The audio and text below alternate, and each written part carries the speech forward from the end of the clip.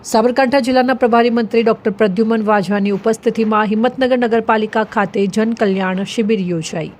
સાબરકાંઠા જિલ્લામાં હિંમતનગર નગરપાલિકા ખાતે સામાજિક ન્યાય અને અધિકારિતા શિક્ષણ વિભાગ અને સાબરકાંઠા જિલ્લાના પ્રભારી મંત્રી ડોક્ટર પ્રદ્યુમન વાઝાની ઉપસ્થિતિમાં 12 વર્ષ વિશ્વાસના વિકાસના જનકલ્યાણના અંતર્ગત ભવ્ય જનકલ્યાણ શિબિર યોજાઈ હતી। આ શિબિરમાં મંત્રીના વરદ હસ્તે સરકારની વિવિધ જનલક્ષી યોજનાઓના લાભાર્થીઓને મંજૂરી પત્રો, પ્રમાણપત્રો અને સહાયના લાભોનું વિતરણ કરવામાં આવ્યું, જેમાં કુલ 78 જેટલા લાભાર્થીઓને લાભ મેળવ્યો હતો। કાર્યક્રમ દરમિયાન ઉપસ્થિત જનમેદનીએ રાજ્ય અને કેન્દ્ર સરકારની વિવિધ જનકલ્યાણકારી યોજનાઓ અંગે સવિસ્તાર માહિતી મેળવી હતી અને સ્થળ પર જ વિવિધ સેવાઓનો સીધો લાભ લીધો હતો। આ શિબિરમાં PMJY યોજના, રાષ્ટ્ર વૃદ્ધ પેન્શન યોજના, નિરાધાર દિવ્યાંગ અને વૃદ્ધ માટેની આર્થિક સહાય યોજના, ગંગા સ્વરૂપા આર્થિક સહાય યોજના તેમજ ઓળખપત્ર સંબંધિત સેવાઓ સહિત તમામ કલ્યાણકારી યોજનાઓના લાભો અને જરૂરી સેવાઓ નાગરિકોને પૂરી પાડવામાં આવી હતી।